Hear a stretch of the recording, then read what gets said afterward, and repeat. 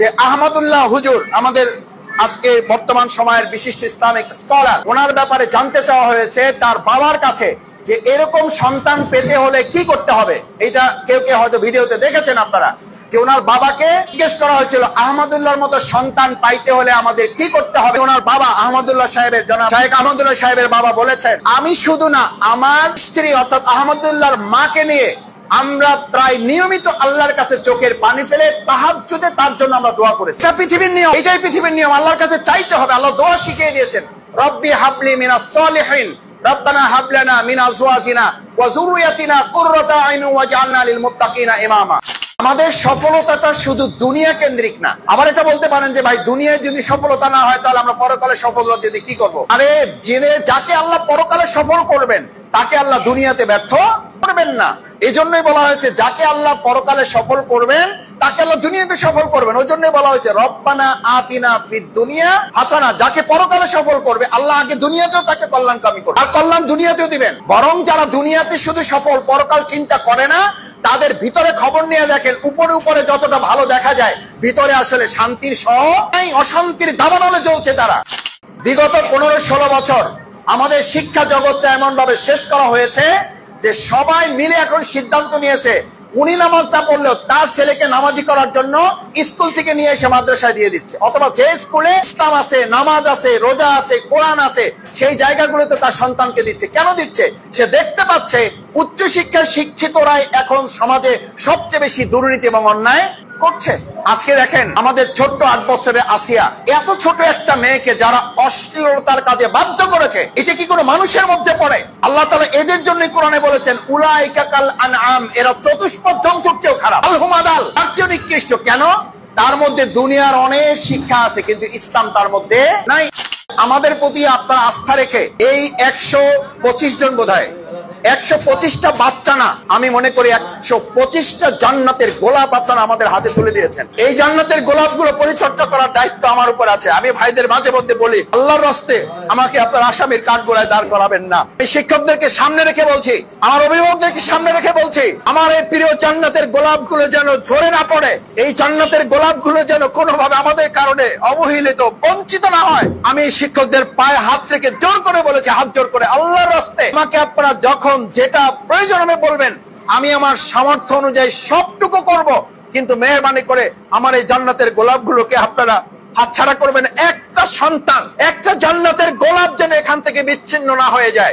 আমার মায়ের পানির চোখের পানিতে এখানে দাঁড়িয়েছি, আমি আমার বাবার তাহাজ্জুদের উপর এখানে দাঁড়িয়েছি। আমাদের কোনো বিয়ের এমন অনুষ্ঠান হতো না, আমি তো সবচেয়ে ছোট, আমার 10 ভাই বোন, তাদের অনেকের বিয়ে অনুষ্ঠান দেখার সুযোগ পাইছি। বিয়ে অনুষ্ঠানের রাতেও আমার বাবা যান, যেন আল্লাহ তাআলা তাকে নিয়ে গেছেন, আল্লাহ তাকে জান্নাতবাসী করুন, তাকে আল্লাহ মাফ করুন। বিয়ের অনুষ্ঠানেও তাকে আমি তাহাজ্জুদ কাজা করতে দেখি না। রাত 10টা-11টা বাজে তিনি চলে গেছেন কোথায়? ঘুমিয়ে গেছেন। কারণ তিনি রাত 3টায় জাগবেন। কেন জাগবেন? তিনি তার রাতে কোন দোয়া থেকে রব্বানা হাবলানা মিন আজওয়াজিনা ওয়া যুররিয়াতিনা কুররাতা আইনি ওয়াজআলনা লিল মুত্তাকিনা ইমামা, এই দোয়া করেন না। এরকম একটা রাত তার পার হয়েছে, আমি তার মুখে এটা শুনি। আসসালামু আলাইকুম ওয়া রাহমাতুল্লাহ। সুপ্রিয় দর্শক, ডক্টর শফিকুল ইসলাম মাসুদ ভাইয়ের বক্তব্যটা রীতিমতো নেট দুনিয়ায় ভাইরাল।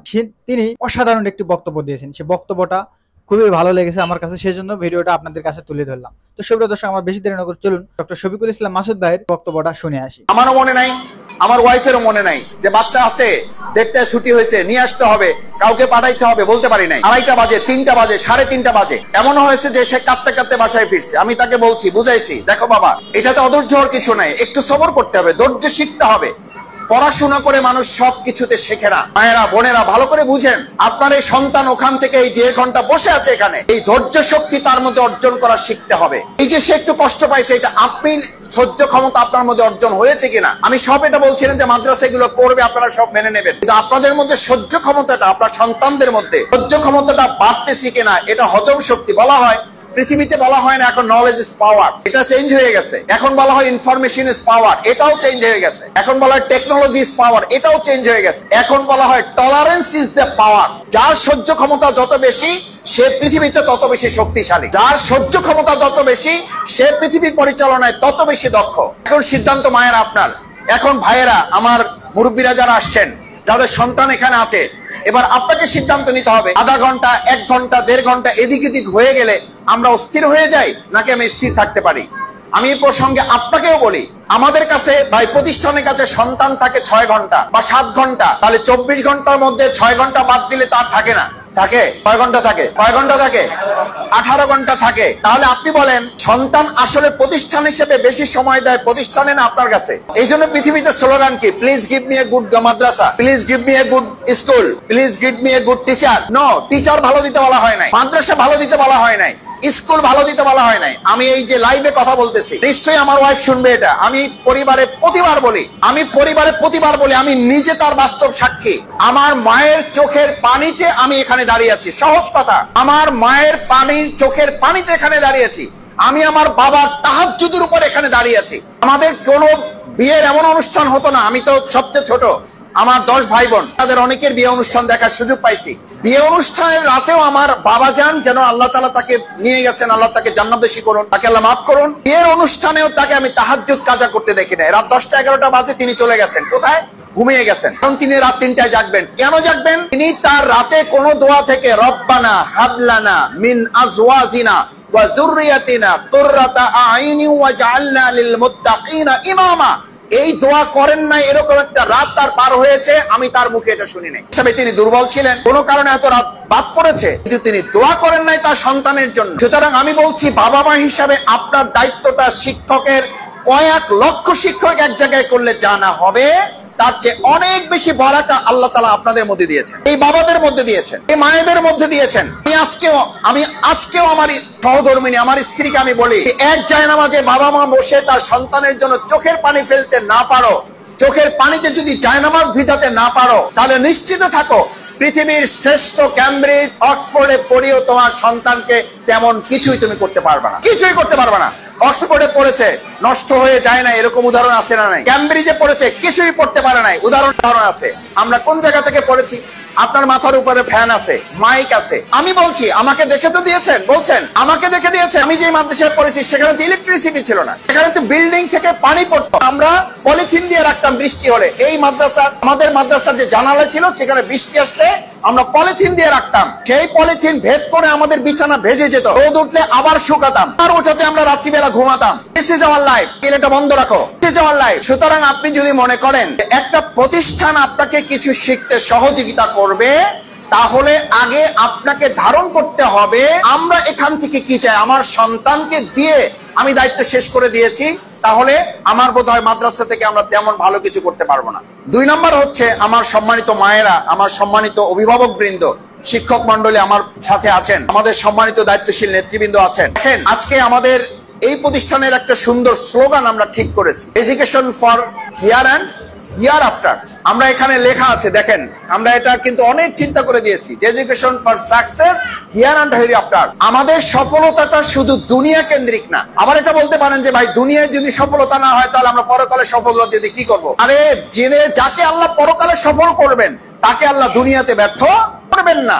এই জন্যই বলা হয়েছে, যাকে আল্লাহ পরকালে সফল করবেন, তাকে আল্লাহ দুনিয়াতে সফল করবেন। ওই জন্যই বলা হয়েছে রব্বানা আতিনা ফিদ দুনিয়া হাসানা। যাকে পরকালে সফল করবে, আল্লাহ আগে দুনিয়াতেও তাকে কল্যাণকামী করবে, আর কল্যাণ দুনিয়াতেও দিবেন। বরং যারা দুনিয়াতে শুধু সফল, পরকাল চিন্তা করে না, তাদের ভিতরে খবর নিয়ে দেখেন, উপরে উপরে যতটা ভালো দেখা যায়, ভিতরে আসলে শান্তির অশান্তির দাবানলে চলছে তারা। আজকে আমি আপনাদের বলি, বিগত 15-16 বছর আমাদের শিক্ষা জগৎটা এমন ভাবে শেষ করা হয়েছে যে সবাই মিলে এখন সিদ্ধান্ত নিয়েছে, উনি নামাজ না পড়লেও তার ছেলেকে নামাজি করার জন্য স্কুল থেকে নিয়ে এসে মাদ্রাসায় দিয়ে দিচ্ছে। অথবা যে স্কুলে ইসলাম আছে, নামাজ আছে, রোজা আছে, কোরআন আছে, সেই জায়গাগুলোতে তার সন্তানকে দিচ্ছে। কেন দিচ্ছে? সে দেখতে পাচ্ছে উচ্চশিক্ষার শিক্ষিতরাই এখন সমাজে সবচেয়ে বেশি দুর্নীতি এবং অন্যায় করছে। আজকে দেখেন, আমাদের ছোট্ট 8 বছরের আসিয়া, এত ছোট একটা মেয়েকে যারা অশ্লীলতার কাজে বাধ্য করেছে, এটা কি কোনো মানুষের মধ্যে পড়ে? আল্লাহ তাআলা এদের জন্যই কোরআনে বলেছেন, উলাইকা কাল আনআম, এরা চতুষ্পদ জন্তুর চেয়েও খারাপ, আলহুম আদাল, তার চেয়েও নিকৃষ্ট। কেন? তার মধ্যে দুনিয়ার অনেক শিক্ষা আছে, কিন্তু ইসলাম তার মধ্যে নাই। আলহামদুলিল্লাহ, আমি আপনাদেরকে কথা দিচ্ছি, এই প্রতিষ্ঠানের সাথে আমি একজন ছোট মানুষ, ক্ষুদ্র কর্মী হিসাবে কাজ করি। আমি এখানকার চেয়ারম্যানও না, উপদেষ্টাও না, আমি এখানকার মেম্বারও না। আমি বাউফরের অন্য সব প্রতিষ্ঠানগুলোর কল্যাণে যেভাবে ভাবি, চিন্তা করি, তার চেয়ে হয়তো এটার জন্য একটু বেশি চিন্তা করি, এটার জন্য একটু বেশি মায়া হয়তো আমার আছে, এটার জন্য একটু ভালোবাসা হয়তো একটু বেশি আছে। অন্য প্রতিষ্ঠানগুলোর মতো করেই এই প্রতিষ্ঠান থেকে আমাদের কিছু ভালো মানুষ তৈরি হোক। আমি মায়েদের কাছে, আমাদের সম্মানিত অভিভাবকদের কাছে, আমার পিতৃ সমতুল্য মুরব্বীদের কাছে জানতে চাই, আপনার সন্তানকে কি আমরা এভাবে তৈরি করলে রাজি আছেন যে তাদেরকে দুনিয়ায় তারা কল্যাণকামী হবে? আপনার যদি মৃত্যু আল্লাহ তাআলা আগে বরাদ্দ করেন, তাহলে আপনার জানাজার জন্য বাইরে থেকে ইমাম লাগবে না, আপনার সন্তানই আপনার ইমামতি করতে পারবে ইনশাআল্লাহ। আমরা এই চেষ্টাটুকু প্রথম করব। দ্বিতীয় হচ্ছে, এই সন্তান যেন কাল কিয়ামতের দিন, এই সন্তান যেন কাল কিয়ামতের দিন এই কথা না বলে যে আমার মা, আমার বাবা, আমার অভিভাবক বিজ্ঞান শিখাইছে, অঙ্ক শিখাইছে, ফিজিক্স শিখাইছে, কেমিস্ট্রি শিখাইছে, বায়োলজি শিখাইছে, সব শিখাইছে, জিওগ্রাফি শিখাইছে, শুধু কোরআনের আলোকে আমার জীবন পরিবর্তনে কোনো ভূমিকা রাখে নাই। সুতরাং যদি আমাকে জাহান্নামে দিতে হয়, তাহলে আমার মা বাবাকে নিয়ে আসেন, তাদের বুকের উপরে পা রেখে তাদেরকে নিয়ে আমি জাহান্নামে যাব। এই দৃশ্য কি আমরা কেউ চাই? কেউ চাই আমরা?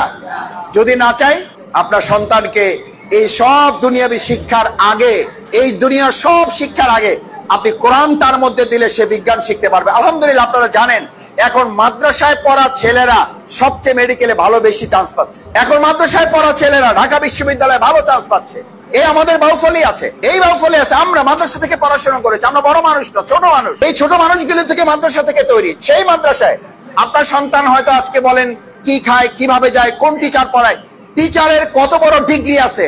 আমি আমার শিক্ষকদের প্রতি কণ্ঠ শ্রদ্ধা, আমার সমস্ত আত্মিক আবেগ ভালোবাসা দিয়ে সেই শিক্ষকদের স্মরণ করছি, এবং আমার সেই শিক্ষকই, আমার সেই প্রিন্সিপালই কিন্তু এই মাদ্রাসার প্রিন্সিপাল। এটা আমার জন্য অত্যন্ত গর্বের। আমি আপনাদেরকে আশ্বস্ত করছি, আমি আশ্বস্ত করছি, আমার কলিজার টুকরা সন্তানেরা, তাদেরকে সামনে রেখে আশ্বস্ত করছি, আমাকে যদি মাওলানা শহীদুল ইসলাম এখন থেকে 25 বছর আগে এতটুকু জায়গায় নিয়ে আসতে পারে, সেই মাওলানা শহীদুল ইসলাম এবং তার সাথে যারা আছেন তারা সবাই মিলে ইনশাআল্লাহ আগামী দিনে আপনারা শফিকুল ইসলাম মাসুদকে দেখে দিয়েছেন। শফিকুল ইসলাম মাসুদের চেয়ে অনেক অনেক অনেক অনেক ভালো মানুষ ইনশাআল্লাহ এই মাদ্রাসাকে তৈরি হবে। তারা বাইতুল মোকাররম মসজিদের শুধু ইমাম হবে না, তারা গোটা বাংলাদেশ পরিচালনার দক্ষ নাগরিক হবে ইনশাআল্লাহ।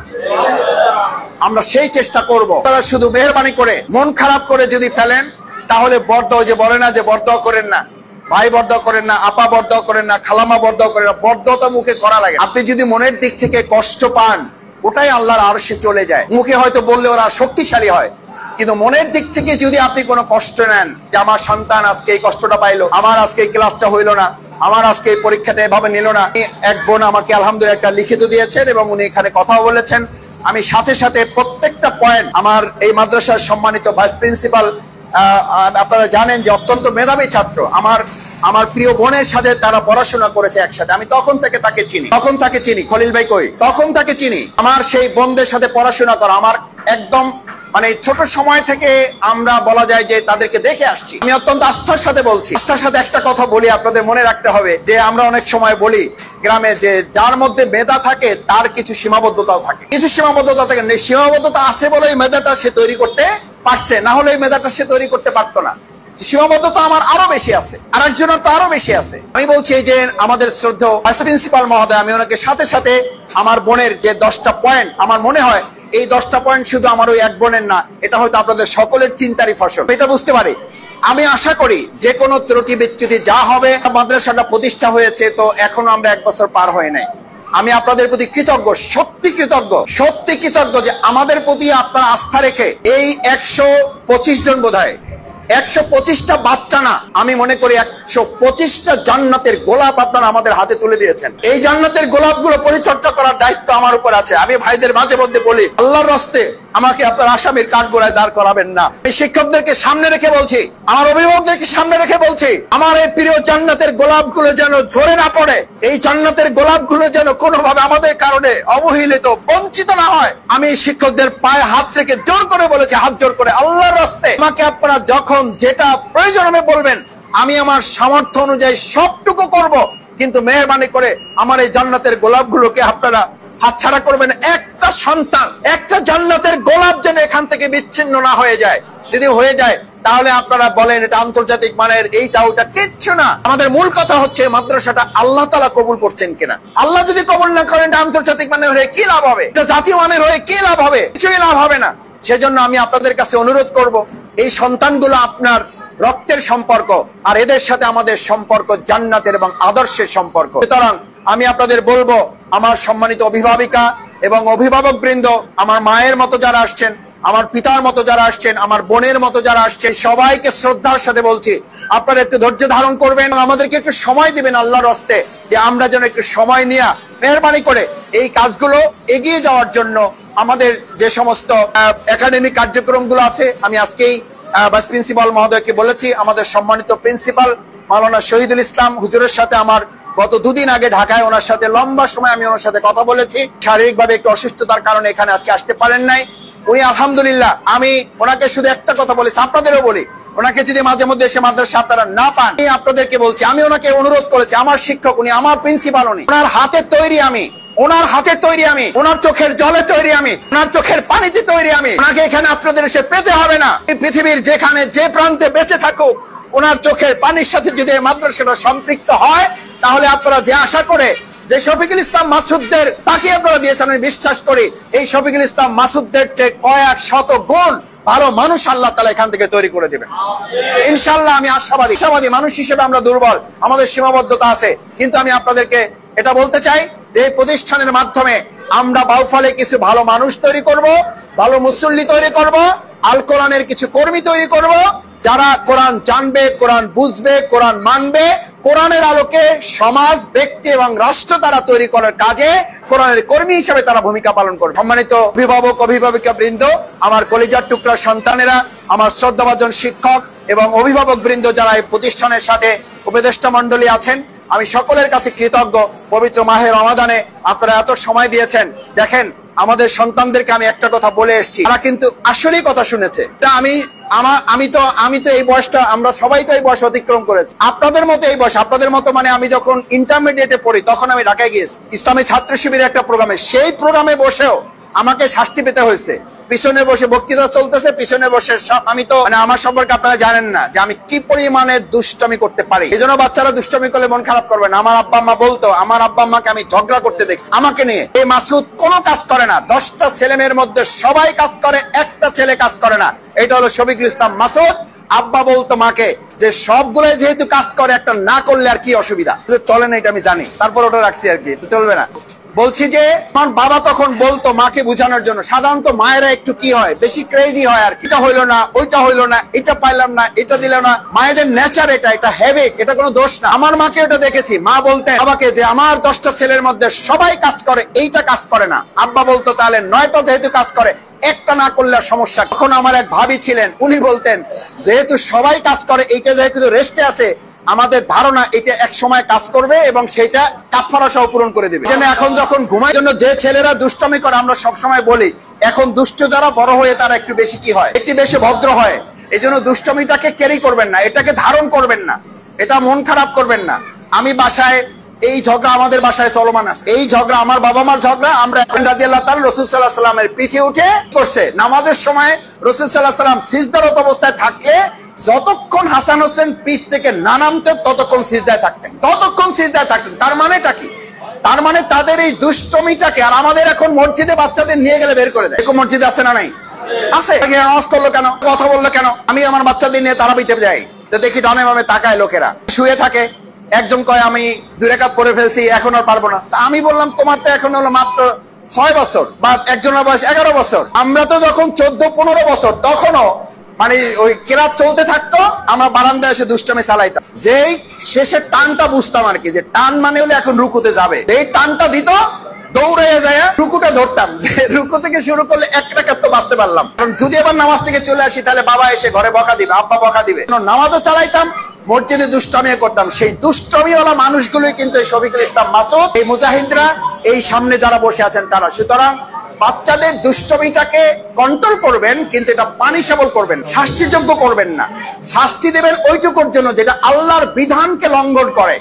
আল্লাহর বিধান লঙ্ঘন করলেই কেবল রাসূল সাল্লাল্লাহু আলাইহি ওয়াসাল্লামের ওই শাস্তিটা কার্যকর, সেটাও সহনশীল মাত্রা। আমাদের বোনরা বলেছেন যে আমাদের বাচ্চাদের তৈরি করার ক্ষেত্রে আমরা অতটুকু তাদেরকে শাসন করব যতটুকু তারা ধারণ করতে পারে, কিন্তু আমার মনে হয় আমার বাচ্চারা যতটুকু শাসন ধারণ করতে পারে, অভিভাবক হিসেবে আমরা অনেক সময় ফেল করি। আমরা প্রতিক্রিয়া ব্যক্ত করি আল্লাহর হস্তে। আমি অনেক বড় মানুষের কথা বলতে পারি, আর সময় নেব না। কাছে অভিভাবকরা অনুযোগ নিয়ে গিয়েছেন, শিক্ষক বলেছেন যে তাহলে আপনার সন্তানকে আপনি পড়াশোনা করান, আমরা আল্লাহর কাছে আপনার সন্তানের জন্য দোয়া করব। আমি কয়েকদিন আগে, আপনারা বোধহয় ভিডিওটা দেখেছেন, যে আহমদুল্লাহ হুজুর, আমাদের আজকে বর্তমান সময়ের বিশিষ্ট ইসলামিক স্কলার, ওনার ব্যাপারে জানতে চাওয়া হয়েছে তার বাবার কাছে যে এরকম সন্তান পেতে হলে কি করতে হবে। এটা কেউ কেউ হয়তো ভিডিওতে দেখেছেন আপনারা, যে ওনার বাবাকে জিজ্ঞেস করা হয়েছিল আহমদুল্লাহর মতো সন্তান পাইতে হলে আমাদের কি করতে হবে। ওনার বাবা আহমদুল্লাহ সাহেবের, জনাব শাইখ আহমদুল্লাহ সাহেবের বাবা বলেছেন, আমি শুধু না, আমার স্ত্রী অর্থাৎ আহমদুল্লাহর মাকে নিয়ে আমরা প্রায় নিয়মিত আল্লাহর কাছে চোখের পানি ফেলে তাহাজ্জুদে তার জন্য আমরা দোয়া করেছি। এটা পৃথিবীর নিয়ম, এটাই পৃথিবীর নিয়ম। আল্লাহর কাছে চাইতে হবে। আল্লাহ দোয়া শিখিয়ে দিয়েছেন, রব্বি হাবলি মিনাস সালিহিন, রব্বানা হাব লানা মিন আজওয়াজিনা ওয়া যুররিয়াতিনা কুররাতা আইন ওয়াজআলনা লিল মুত্তাকিনা ইমামা। আমার সম্মানিত ভাইয়েরা, বোনেরা এবং আমার শ্রদ্ধেয় অভিভাবকবৃন্দ, শেষ কথা হচ্ছে, আমি প্রায় একটা কথা বলি, আগে আমরা প্রায় বলি যে ভাই আমরা হযরত ইসমাইলের মতো সন্তান। আচ্ছা, এখানে অভিভাবকবৃন্দ আছেন, আগে হযরত ইসমাইল নাকি আগে হযরত ইব্রাহিম? ভূমিকাটা কার আগে, ইব্রাহিম না ইসমাইলের? আর ইব্রাহিম আলাইহিস সালামের সাথে হাজের আলাইহিস সালামের নাকি ইসমাইলের? হাজের আলাইহিস সালামকে তো এটা জানানো হয়েছে, সন্তানকে জামা কাপড় পরাইয়া দাও, তাকে আল্লাহ তাআলা কোরবানি করার সিদ্ধান্ত দিয়েছেন। হাজের আলাইহিস সালাম এইটা জানতে চাইতে পারতেন যে আমাদের তো একটাই মাত্র সন্তান, আল্লাহ এরকম একটা নিষ্ঠুর সিদ্ধান্ত আস্তাগফিরুল্লাহ কেন দিলেন? না হয় আমাকে নিয়ে যান। আমরা হলে কি বলতেন? মায়েরা সাধারণত আক্ষেপ করে বলেন, আল্লাহ আমারে নিয়ে যাও, আল্লাহ আমারে নিয়ে যাও, আমার সন্তানটা রাইখা দাও, এটা বলতেন না? হাজের আলাইহিস সালামকে এটা বলছে, আল্লাহরে বলেন, আল্লাহরে আপনি একটু বুঝান, বুঝাইয়ে বলেন যে আমাদের তো একটাই সন্তান, এরে রাইখে দিয়ে আমারে নিয়ে যান। এটা বলছে? কি বলছে?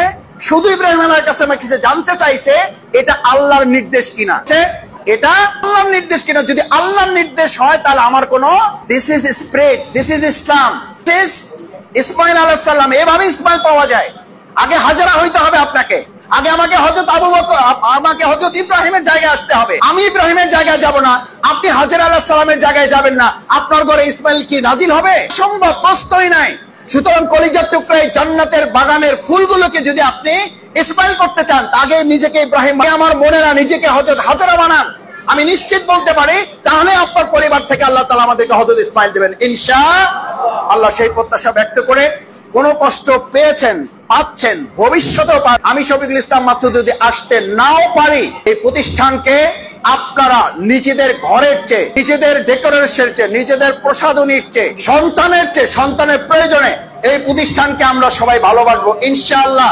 ইনশাআল্লাহ ভুল ত্রুটি হলে বলবেন, আল্লাহর কাছেও দোয়া করবেন, আল্লাহ শফিকুল ইসলাম মাসুদকে ভালো করে দাও, আল্লাহ এই মাসুদকে ভালোভাবে মাদ্রাসাটা চালানোর তৌফিক দাও, আল্লাহ মাস্টার খলিলুর রহমানকে ঠিক করে দাও, আল্লাহ মাওলানা শহীদুল ইসলামকে আরো ভালো করে দাও। এই নাম ধরে ধরে যা পারেন তাদের জন্য, আমাদের মিসরা আছে, শিক্ষিকারা আছে, অসম্ভব কষ্ট করেন, আমি শুনেছি। আপনাদের কাছে সাহায্য চাই। আসুন সম্মানিত অভিভাবকবৃন্দ, এই প্রতিষ্ঠানটা যেন শুধু বাউফল না, গোটা বাংলাদেশের জন্য মডেল করে আমরা আরো অনেক প্রতিষ্ঠান। দর্শক, এতক্ষণ পর্যন্ত ডক্টর শফিকুল ইসলাম মাসুদ ভাইয়ের বক্তব্যটা শুনলেন। বক্তব্যটা কেমন লেগেছে অবশ্যই নিচের কমেন্ট বক্সে জানিয়ে যাবেন। আজকের ভিডিও এই পর্যন্ত। ভিডিওটি ভালো লাগলে অবশ্যই লাইক, কমেন্ট, শেয়ার করবেন এবং জামাত শিবিরের নিত্য নতুন আপডেট ভিডিও পেতে চ্যানেলটি সাবস্ক্রাইব করে পাশে থাকবেন। সকলকে ধন্যবাদ। আসসালামু আলাইকুম ওয়া রাহমাতুল্লাহ।